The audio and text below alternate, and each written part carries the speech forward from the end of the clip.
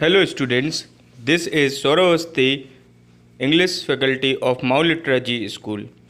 Today I am here with the third chapter of Flamingo of class 12th. The name of the chapter is Deep Water, where we are going to start with the introduction of the chapter, where we will come to know that how the narrator of the story just started fearing from the water. So here we are going to start. Let's begin. So students, here in this story, Douglas talks about his fear of water and how he finally overcomes it with strong willpower, courage, hard work, and the most important thing is firm determination. Once he took courage, the fear vanished. This shows somewhere the most of our fears are baseless. Fear creates dangers where there is none. The writer's experiences further confirm the proverbial truth, where there is a will, there is a way. So students, now I hope that you must have understood that what narrator wants to say through this story. He wants to tell us that we have to be determined and we have to be focused and we should not fear with anything, because there is nothing which can harm you. So always be positive and be practical. So now let's begin with the characters and places which are given over here in this chapter and which are very important for you.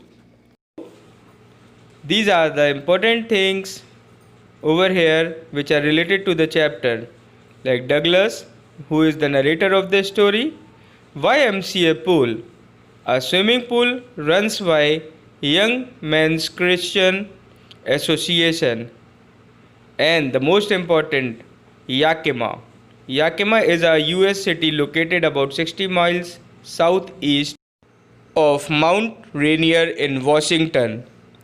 So, now students, we are going to start with the important points which are related to the chapter. So, from the beginning to the end, the points are as following. William O. Douglas had a desire to learn swimming since childhood, but at the age of 3 or 4, he was knocked down and worried by a wave at a beach in California. He developed a great vision to water. At the age of 10 or 11, he decided to learn to swim with water wings at the YMCA pool since it was safe at the shallow end. A misadventure took place when he was of 10 to 11. While sitting alone waiting for others to come at the YMCA pool, a big boy came and threw Douglas into deep end of the pool. Douglas swallowed water and went straight down to the bottom of the pool. While going down, he planned to make a big jump upwards but came up slowly, tried to shout, but he was unable to do that also. So students, as he went down the pool second time, he tried to jump upwards, but it was a waste of energy now for him, because he have already lost his that much of energy, where now he was unable to do or unable to take any action now to save himself. So once again the terror held him deeper and deeper. That means again fear in him. So terror held him deeper and deeper. During the third trial, he sucked water instead of air. That means now the water has started going inside his body.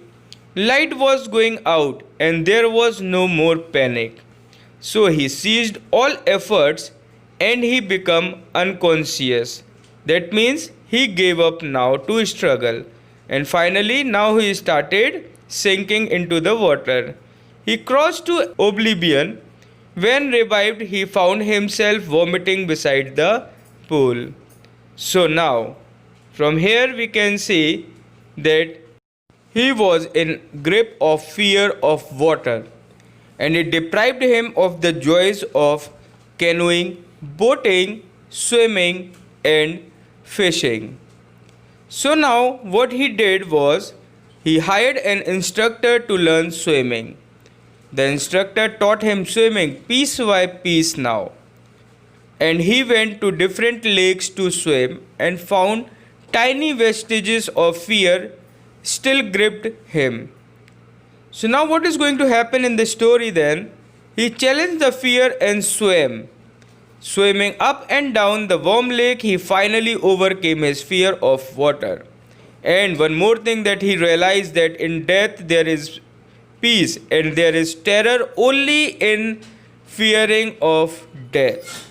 So finally that means in the story, the writer wants to say us, the narrator is saying that we are just afraid of that fear of death, but there is nothing like that. If you are determined, self-confident, and you can face that in your life, then nobody is going to defeat you, and then you don't have to worry about anything. That means you don't have to afraid of anything. So okay, this was the summary of the story now. Now thank you so much, and we will meet again with the detailed description of the story in the next video. Till then, be safe, be healthy, and stay at home. Thank you so much.